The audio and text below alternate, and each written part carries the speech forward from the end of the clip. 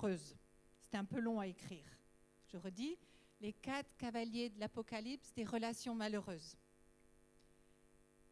Il y a une dizaine d'années, j'ai lu un livre qui parlait de ces 4 cavaliers.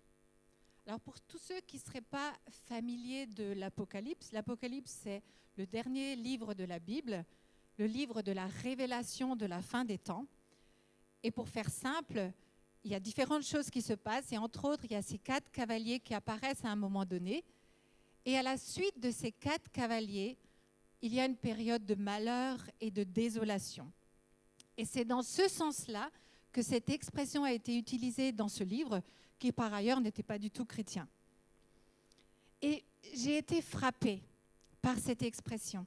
Et je peux vraiment dire que ces 10-12 dernières années, j'ai vraiment été attentive à la présence de ces cavaliers dans ma propre vie et dans la vie de toutes les personnes que j'accompagne. Et vous savez quoi ? Ces 4 cavaliers sont souvent présents. Ils sont souvent présents dans mes accompagnements et les personnes n'ont pas forcément conscience de leur gravité. Ils sont communs, inscrits dans notre quotidien et peu remis en question. Ce matin, il est question de nos relations proches, c'est-à-dire des relations où il y a de l'affect en jeu. Donc du couple, des amis, de la famille, des enfants et de nos relations dans l'Église. Et de même que moi, j'ai été frappée par cette expression des 4 cavaliers de l'Apocalypse, j'ai juste envie de vous transmettre ça, avec comme objectif de vérifier si l'un de ces cavaliers s'invite de temps en temps chez nous, de déclencher peut-être une prise de conscience d'un comportement relationnel, et j'espère de déclencher aussi un changement très concret à la fin de ce culte. Lors de ma dernière intervention, le jour de la fête des mères, j'ai parlé du fait d'avoir de bonnes relations avec les autres et avec soi-même, autour de 4 verbes. Qui est-ce qui s'en souvient ? Demander, refuser, donner et recevoir. Comment être en bonne relation avec les autres ? Et aujourd'hui, on va voir 4 points et ça va être comment flinguer une relation avec quelqu'un d'autre. Ça va être facile à retenir, je suis sûre que vous allez retenir. Le plan, ça va être ces 4 cavaliers. Alors, je fais un petit peu de teasing ce matin. Je ne vous dis pas les 4 points. Je ne vous dis pas qui sont ces 4 cavaliers. Histoire que vous restiez bien attentifs et réveillés. Alors, on va attaquer le premier cavalier. C'est quoi ? C'est la critique. Définition de la critique, c'est émettre un jugement négatif sur quelqu'un, c'est blâmer, c'est condamner l'autre. Donc ce matin, j'aborde vraiment la critique sous cet angle-là. C'est-à-dire, quand je critique, j'attaque la personne de l'autre. Je ne parle pas du tout d'une analyse critique d'une œuvre ou d'une situation, mais cette critique qui touche la personne. Ou bien aussi, cet état d'esprit critique permanent, quand on est dans la critique systématique, toujours négatif. Aristote aurait dit, la critique est évitable. Vous pouvez l'éviter si vous ne dites rien, si vous ne faites rien et si vous n'êtes rien. Ce qui veut dire concrètement que quelque part dans notre vie, c'est inévitable d'être critiqué. Mais ce n'est pas parce que c'est inévitable que nous devons la pratiquer. La critique systématique, ou bien cette critique qui dévalorise l'autre, qui disqualifie l'autre, est toujours destructrice. Et ça, dans notre mentalité française, c'est pas facile à admettre. Pourquoi ? Parce que quelque part, c'est très inscrit dans notre culture française de croire que c'est la critique qui fait avancer. On est un petit peu dans cette culture du « tu peux mieux faire ». Je ne sais pas si vous avez vu ça sur vos bulletins souvent. Je vous donne quelques exemples de phrases que j'ai entendues. C'est débile. T'es taré. Elle est fagotée comme un sac. Tu ressembles de plus en plus à ta mère. Je ne te supporte plus, dégage. Tu es lent comme une tortue. Pleure pas comme un bébé. Tu es toujours aussi grosse.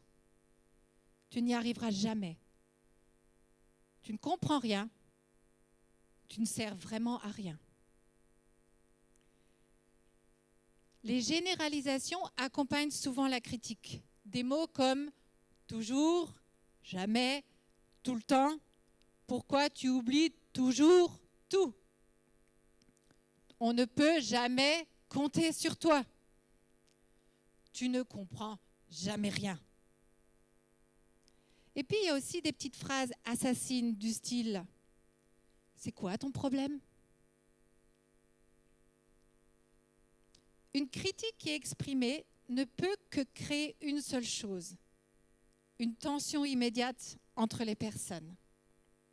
On n'a pas forcément conscience de cette tension. Mais je crois que quand on émet une critique, vous et moi, en tout cas moi, quand on me critique, la première chose que je fais, c'est sortir mon bouclier pour me protéger. Ça ne se voit peut-être pas, mais intérieurement, ça fait « ouh », ça se bloque.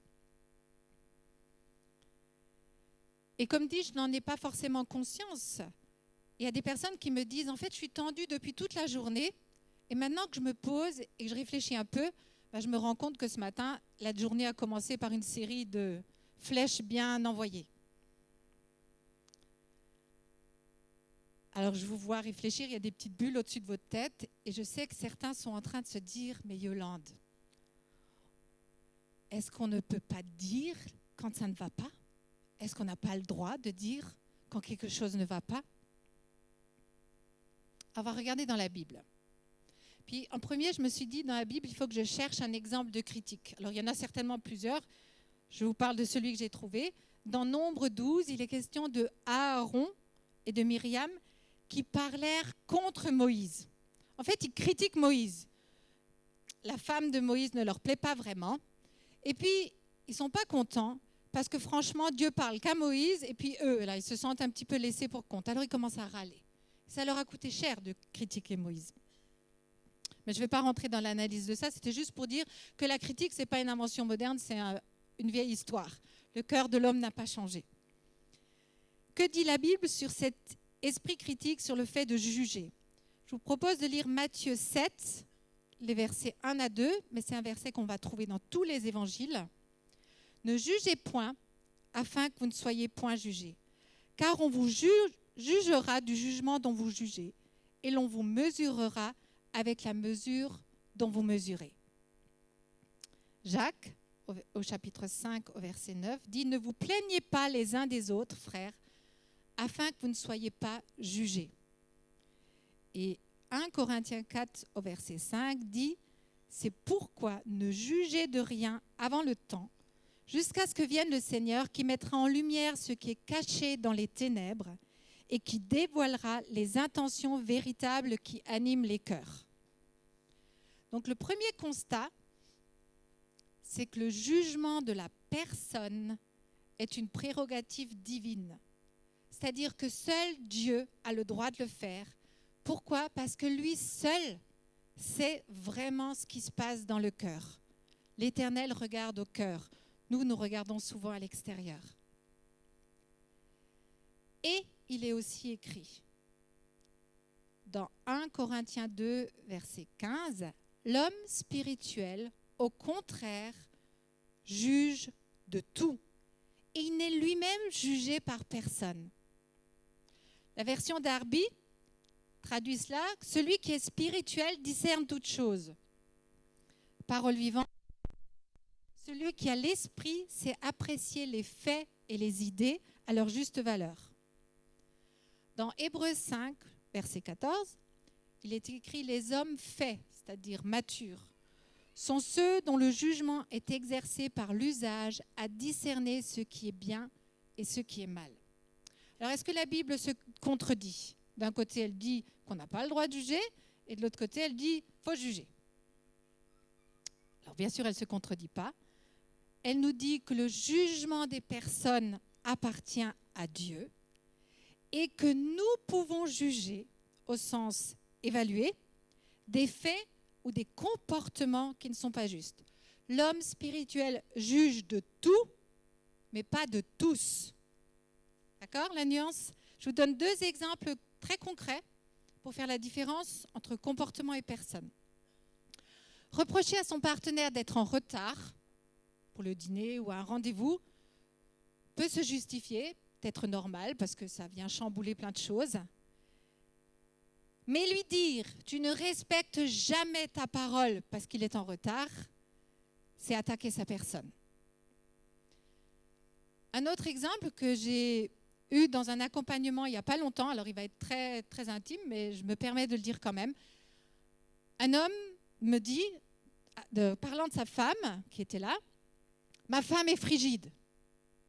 Ça, c'est toucher à l'intégrité de la personne. Par contre, ça n'a pas empêché de pouvoir parler du comportement, mais pas toucher la personne. Maintenant, au-delà du périmètre clair à poser sur ce qu'on a le droit de dire ou pas dire, ce qu'on est en train de faire là, la Bible, avant tout, nous invite à bénir. Bénir, c'est dire du bien, à encourager, à être juste dans l'état d'esprit inverse de la critique. 1 Thessaloniciens 5, 11, « Encouragez-vous les uns les autres et aidez-vous à grandir. » Alors la fin du verset, c'est « à grandir dans la foi ». Mais moi, je pars du principe que tous les versets bibliques qui nous parlent de notre vie spirituelle sont d'autant plus importants dans notre vie, j'ai envie de dire humaine, relationnelle. Encouragez-vous les uns les autres et aidez-vous à grandir tout court. Et c'est ça l'état d'esprit de la Bible. Et comprenons bien que si nous sommes dans cette mentalité de bénir, d'encourager, de valoriser, le jour où il y aura quelque chose à dire, parce qu'il y a quelque chose qui ne va pas, parce qu'il y a quelque chose à reprendre, ça sera d'autant mieux accueilli qu'on sait aussi dire ce qui va. Dernier exemple, le nombre de personnes que j'accompagne qui me parlent de leur enfance et qui disent « quand j'avais une mauvaise note, ouh là là, qu'est-ce que je prenais ? Mais quand j'avais une bonne note, personne ne disait rien. C'était normal. » Comprenez la différence ? Alors, à retenir sur ce point de ce cavalier de la critique. Si vous voulez flinguer une relation plutôt que la nourrir, soyez critique. Comment ? Attaquer la personne au lieu de pointer simplement le comportement qui ne va pas. Ayez un état d'esprit critique qui relève systématiquement tout ce qui ne va pas et ne dites surtout jamais un mot positif. 1-0. Deuxième cavalier, le mépris. Qu'est-ce que c'est mépriser quelqu'un ? C'est considérer quelqu'un comme indigne d'estime, d'attention et de considération. Le mépris accompagne fréquemment la critique. J'ai même envie de dire que la limite entre les deux est assez fine. Une bonne partie d'ailleurs des critiques que j'ai citées tout à l'heure peuvent devenir méprisantes. Il suffit d'y rajouter le bon ton. Le mépris, il est verbal, avec le ton adéquat. Alors, je ne suis pas très bonne en théâtre, donc je ne vais pas pouvoir y mettre le ton, mais tu n'as qu'une cervelle d'oiseau. Tu crois franchement que tu en es capable ? Vous, les femmes, ou vous, les hommes, vous êtes tous les mêmes. Le mépris peut aussi être non-verbal. C'est les yeux levés au ciel, c'est une moue, un petit ricanement. Le sarcasme, le cynisme expriment le mépris. Alors, je vous donne un exemple. Vous allez dire c'est de nouveau le même, mais c'est vrai que ça vient souvent. Cette femme qui se plaint que son mari ne rentre pas à l'heure du travail et arrive très souvent en retard. Et la réponse de son mari a été « Et alors, tu veux me poursuivre en justice peut-être ?» Pourquoi c'est méprisant ? Parce que cette réponse, elle nie complètement l'importance de la situation pour son épouse. Et cette réponse n'ouvre aucune porte au dialogue, aucune porte au changement. Le mépris s'exprime aussi à travers toutes sortes d'insultes. Tu n'es qu'une grosse vache. Tous les exemples que je donne, c'est des exemples que j'ai entendus. Tu n'es qu'une grosse vache, c'est déjà une graduation par rapport à tout à l'heure où tu es toujours aussi grosse. Le mépris exprime le dégoût et cherche à humilier l'autre. Le mépris nous place au-dessus des autres. Le mépris engendre le mépris et ouvre la porte à la violence. Pourquoi je dis que ça ouvre la porte à la violence ? Parce qu'à partir du moment où je me sens au-dessus de quelqu'un, qu'est-ce qui m'empêche de passer à l'acte ? Et dans mes accompagnements, dans des couples, parfois je suis dans le regret de constater qu'il y a des coups, chrétiens ou non chrétiens d'ailleurs. Et je dis toujours, les coups, c'est carton rouge, c'est hors jeu. Des exemples bibliques de personnes qui ont été méprisées. David a été méprisé par sa femme Michal, qui le regardait danser devant l'arche de l'Éternel.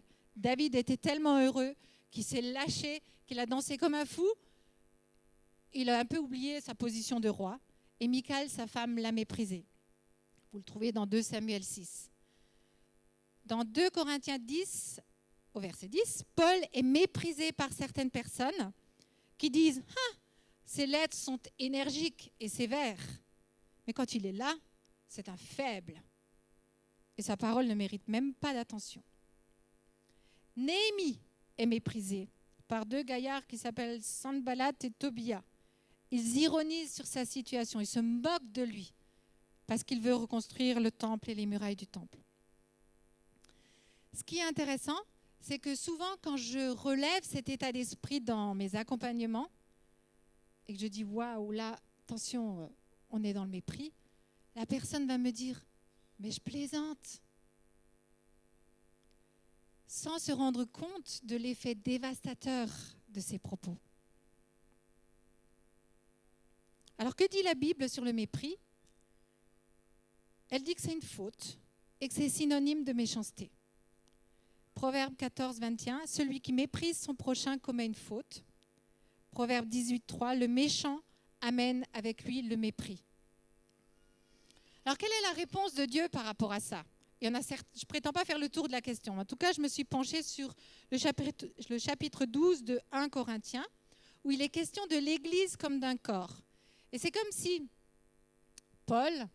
Dieu à travers Paul, savait que dans l'Église, il y aurait forcément des personnes qui pourraient être tentées de mépriser d'autres.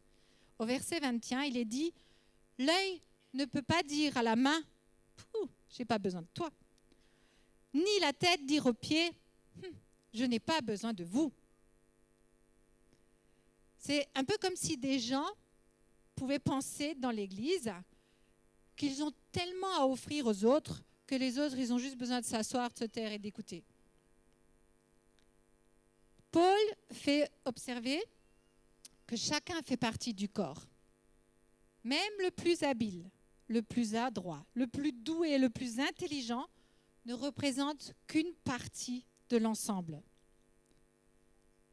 Chacun a un rôle à jouer, chacun a sa propre fonction, mais il n'y a aucun rôle qui me met au-dessus des autres aux yeux de Dieu.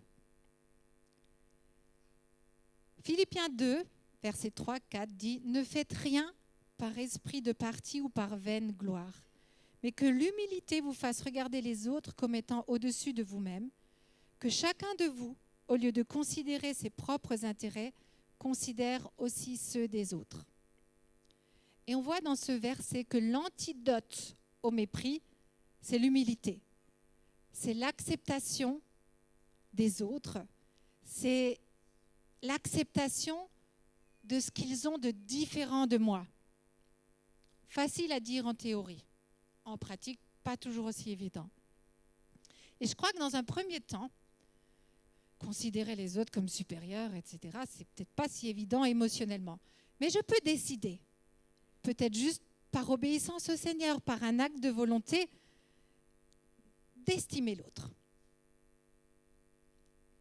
Et puis avec le temps, avec le cheminement, avec le travail intérieur, le travail du Saint-Esprit aussi, je peux peut-être davantage valoriser l'autre, comprendre qu'il y a une complémentarité dans nos différences, dans ses compétences. L'humilité consiste en quelque sorte à neutraliser la charge émotionnelle qui se trouve dans le mépris. Donc à retenir sur ce dernier point, non, ce n'est pas le dernier, c'est le deuxième, pardon. Si vous voulez flinguer une relation, soyez méprisant. Considérez-vous comme supérieur. Humiliez l'autre avec vos mots, vos mimiques et vos gestes. 2-0. Troisième cavalier, l'attitude défensive ou la compétition. C'est quoi une attitude défensive? C'est une attitude où on se protège comme s'il y avait un danger. Je vous rappelle que ce matin, on parle des relations proches, des relations affectives, avec la famille, notre compagnon, notre compagne, l'église, où il ne devrait normalement pas y avoir de danger. Et l'attitude défensive est une attitude très, très courante dans les discussions, en particulier dans les couples. Et se traduit par cet état d'esprit de compétition. Alors, qu'est-ce que je veux dire par là? Ça correspond à ce besoin d'avoir le dernier mot, de convaincre l'autre à tout prix que j'ai raison et qu'il a tort. C'est cette incapacité à accueillir une opinion différente de la mienne. Ça ne vous arrive jamais, je suis sûre. C'est pour d'autres qui regarderaient. Chacun cherche à gagner, à marquer des points, à gagner. C'est souvent l'escalade à coups d'arguments. C'est un peu le ping-pong relationnel. Je dis souvent, on est dans sa tour d'ivoire et on balance des flèches à l'autre. J'ai proposé 2 pistes pour progresser. La première, c'est apprendre à sortir du ping-pong relationnel. Et plutôt que de vous faire toute une théorie, je vais vous raconter une histoire de quelque chose qui est arrivé dans mon cabinet avec une de mes clientes. Tous ceux qui sont passés à mon cabinet la connaissent, parce que je la raconte très souvent.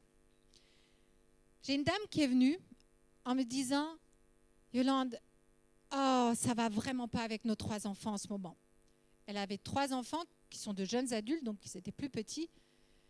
Et elle dit « Le pire, c'est qu'on s'est pris le chou avec mon mari et je suis vraiment pas bien. » Donc je lui demande de me raconter. Et elle me dit, en fait, on parlait de la situation des enfants, et j'ai dit à mon mari, il faut qu'on prie pour nos enfants. Je dis, ouais, et alors? Ah bon, mon mari, il a dit non. Non, je ne veux pas. Et elle l'attaque, elle dit, mais comment ça? Tu es ancien dans notre église, c'est pas ici, je vous rassure. Tu es ancien dans notre église, et tu pries avec tout le monde, et tu ne veux pas prier avec moi? Et lui répond, je n'ai pas d'ordre à recevoir de ta part. Et elle repart à la charge. Mais enfin, et lui répond, et comme ça, ping-pong, ding, ding, ding, pendant un bon moment. Et puis à la fin, chacun part de son côté, blessé et déçu. Alors je dis, ok, on va reprendre cette situation et peut-être changer la communication pour ne pas être dans ces arguments, contre-arguments, où chacun veut avoir raison. Je lui ai dit, qu'est-ce que tu as ressenti par rapport à tes enfants? Mais il faut qu'on prie pour eux. J'ai dit, non, ça, c'est pas du ressenti. Qu'est-ce que tu as ressenti par rapport à tes enfants? Alors, je vous la fais court parce que ce n'était pas évident. Finalement, elle a pu me dire, je suis inquiète. Je suis même un peu angoissée. Je suis triste de cette situation. Et puis, je culpabilise un peu. Je me dis, mince, qu'est-ce qu'on a fait faux pour en arriver là? Ok. Donc, tristesse, inquiétude, culpabilité. Et je dis, quel est ton besoin? Il faut qu'on prie pour nos enfants. J'ai dit, non, ça, c'est pas le besoin. De quoi tu as besoin? Alors, pareil, on a dû chercher un petit moment. Et elle m'a dit, mais en fait, j'aurais besoin qu'on forme une équipe, qu'on soit solidaires tous les deux, qu'on se serre les coudes. face à cette situation. Je dis, ok, j'émets l'hypothèse que si tu allais chez ton mari en lui disant, mon chéri, je suis tellement triste quand je vois nos enfants dans cet état. Et j'avoue, je m'inquiète, je dors mal, j'angoisse. Et je me sens même un petit peu coupable. Je me dis, qu'est-ce qu'on a fait faux? Et j'aurais besoin qu'on soit proches tous les deux, qu'on soit solidaires, qu'on fasse une équipe. Et de lui demander, est-ce que ce soir, on peut prendre un quart d'heure, 20 minutes pour prier pour les enfants? Pourquoi je dis un quart d'heure, 20 minutes? Parce que si vous dites à votre mari, il faut qu'on prie pour les enfants, et que vous n'avez pas l'habitude de prier ensemble, et que le mari a tout à coup l'impression qu'il faut qu'il rattrape les 25 dernières années où il n'a pas prié, je vous garantis que ça fait un peu un fardeau sur les épaules et qu'il risque de dire non. Donc, faire une demande précise, bien limitée dans le temps. Vous comprenez ce que j'essaie de dire? On peut être dans le ping-pong relationnel, se balancer des arguments et des contre-arguments. Mais si on parle avec son cœur, si on exprime ce qu'on ressent et ce qu'on dit ses besoins, il n'y a pas de garantie absolue que l'autre va répondre oui. Mais il y a un petit peu plus de chance d'être entendu et accueilli par l'autre. Donc ça, c'était le premier point. Sortir du ping-pong relationnel. Le deuxième point, c'est s'entraîner à accepter la différence. Pourquoi je dis s'entraîner? Parce que franchement, accepter la différence, ça demande un petit peu d'effort. Ça ne vient pas tout seul. Alors s'entraîner, ça veut dire quoi? Ça veut dire que sans démissionner de qui je suis moi-même, parce qu'il ne s'agit pas de dire oui forcément à tout, il ne s'agit pas forcément d'être d'accord avec l'autre. On peut ne pas être d'accord, mais on accepte de ne pas prendre toute la place. Il y a un thérapeute que j'aime beaucoup qui s'appelle Thomas Danzenbourg, et vous en entendez certainement souvent parler venant de moi, qui propose un exercice, et je vous le propose à vous maintenant. Quand vous serez rentré chez vous tout à l'heure, ou bien peut-être dans les jours qui viennent, amusez-vous à vérifier votre capacité à accueillir la différence avec votre conjoint chéri, avec votre meilleur ami, avec votre ado, c'est un bon exercice. Comment? Eh bien, la prochaine fois que cette personne que vous aimez bien va se mettre à développer des idées très différentes des vôtres sur un sujet qui vous tient particulièrement à cœur, vérifiez si vous tenez 30 secondes sans rien dire, sans bondir de votre chaise en disant « oui, mais attends, là, non ». 30 secondes, ça paraît rien, c'est long. 30 secondes en se taisant, en ne réfléchissant pas déjà à la réponse que vous allez donner, parce que si vous réfléchissez à la réponse que vous allez donner, vous n'êtes déjà plus en train d'écouter. Accepter, juste accueillir la différence. Pouvoir dire à la fin, ok, c'est ton opinion, moi j'ai la mienne, mais sans rentrer dans ce ping-pong. Alors où je trouve cette démarche dans la Bible? Jésus, dans Jean, au chapitre 8, on lui amène cette femme prise en flagrant délit d'adultère. On la jette devant lui. Qu'est-ce qu'ils veulent, les pharisiens? Ils viennent avec la loi. La loi dit que ta. En fait, ce qu'ils veulent, c'est entrer dans une joute verbale avec Jésus. Ils veulent entrer dans ce jeu d'arguments contre arguments. Ils veulent une bataille de mots, à savoir qui va avoir raison. Et Jésus, il ne rentre pas là-dedans. Il ne rentre pas dans ce jeu-là. Il vise au cœur. Et tout le monde est obligé de se taire et de partir. 1 Pierre 3, au verset 15, dit « Soyez toujours prêts à vous défendre avec douceur et respect, devant quiconque vous demande raison de l'espérance qui est en vous. » Bien sûr, quand il s'agit de la foi, mais aussi dans notre vie de tous les jours, par rapport à toutes nos positions et toutes nos opinions. Colossiens 4, verset 6, « Que votre parole soit toujours assaisonnée de grâce, donc accompagnée de grâce, assaisonnée de sel, afin que vous sachiez comment il faut répondre à chacun. » Et je crois que la Bible nous encourage à avoir un bon état d'esprit dans nos discussions, dans nos échanges avec les autres. Elle nous dit par ailleurs qu'il faut aussi éviter les vaines discussions de mots que vous trouvez dans Timothée et Tite. Donc à retenir, troisième point, si vous voulez flinguer une relation, contre-attaquez sans cesse. N'écoutez pas vraiment. Affûtez vos armes et mitraillez l'autre d'arguments jusqu'à ce que vous lui ayez cloué le bec. Résultat garanti, plus de relation. Quatrième et dernier cavalier, la dérobade. Se dérober, ça veut dire quoi? Éviter de répondre, d'agir, s'effacer, se retirer. Et je vais faire un focus tout particulier sur le mutisme. Ce cavalier de malheur arrive souvent dans les relations qui sont déjà installées depuis un certain nombre d'années et souvent à la suite de nombreuses disputes. Et il est souvent la conséquence des 3 autres avant, mais pas toujours. Il y a des personnes qui s'enferment dans le mutisme dès le début d'une relation, pas forcément au bout et de manière assez systématique. Nous connaissons, je pense, tous des relations où l'un des deux est emmuré dans le silence et plutôt que d'accepter la discussion, parfois la confrontation, il fuit le combat et se retranche dans une attitude du genre « cause toujours mon lapin, ça rentre là et ça ressort par là ». Alors maintenant, il faut être honnête. C'est vrai que franchement, c'est un reproche qu'on fait quand même plus souvent à vous, messieurs, qu'aux dames. Mais ça existe aussi dans l'autre sens. Il faut être juste. Je rencontre beaucoup d'hommes et de femmes qui sont désespérés parce qu'ils ont le sentiment de se trouver devant un mur de silence. Je crois qu'il n'y a pas une semaine qui passe sans que ce genre de problématique ne soit abordée dans un accompagnement. Avec cette impression de parler pour rien ou de parler dans le vide. Et cette attitude exaspère. Et du coup, on attaque encore plus fort ce mur. Donc ça crée une forme d'agressivité. Et c'est un cercle vicieux. Le mutisme systématique met la relation en danger. C'est un cavalier redoutable. Alors vous allez me dire, les gars, je suis sûre que certains pensent, ouais, la com, c'est un truc de nana, quoi. Okay? D'autres vont peut-être dire, ouais, c'est un truc de psy. Alors que dit la Bible? Jean chapitre 1. Au commencement était la parole. Waouh! La communication, c'est Dieu qui l'a inventée.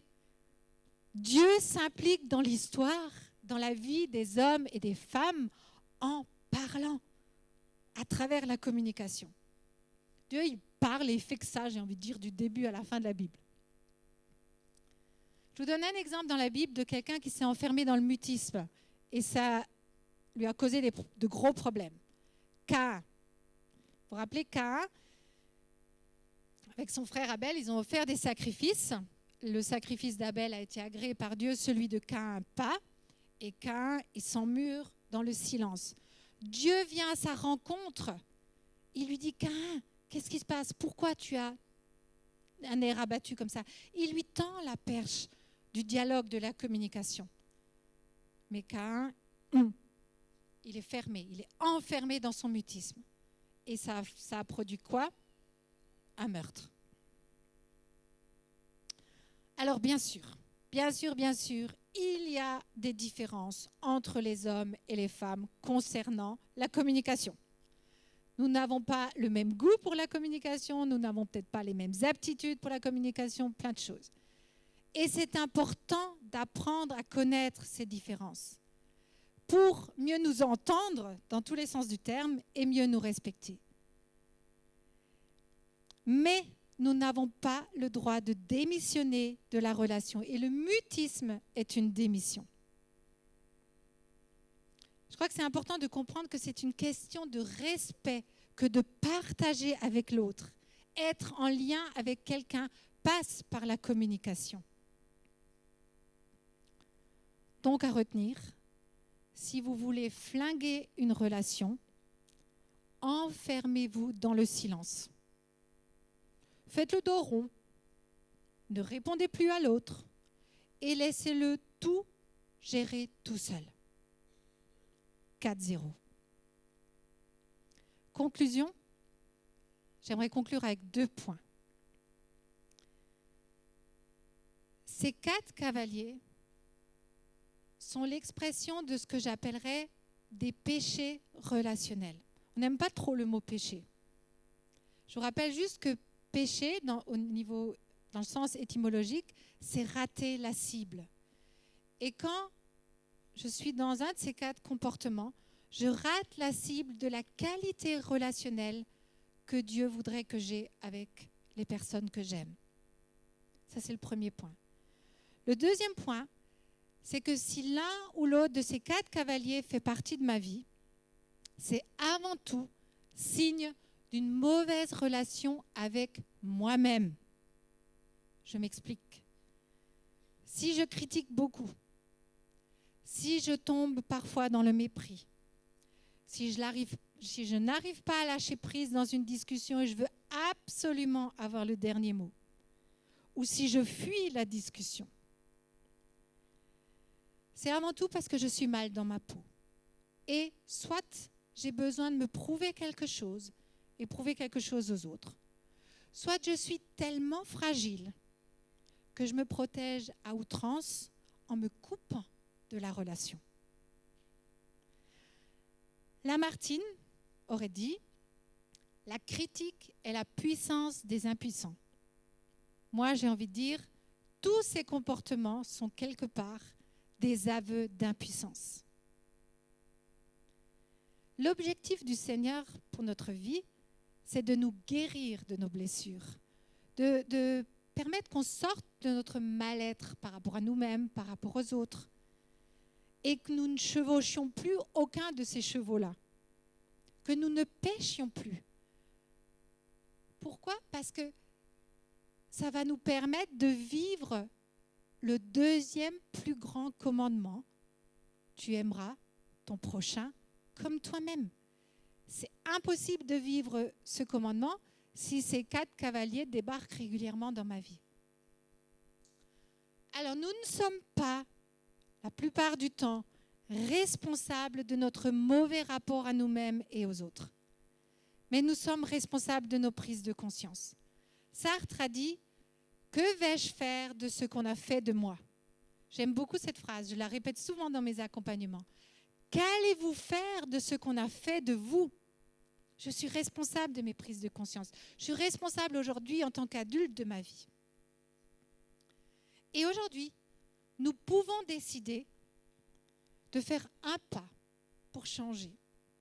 Peut-être sur une situation avec une personne, peut-être une demande de pardon, une démarche simplement par obéissance, acte de volonté.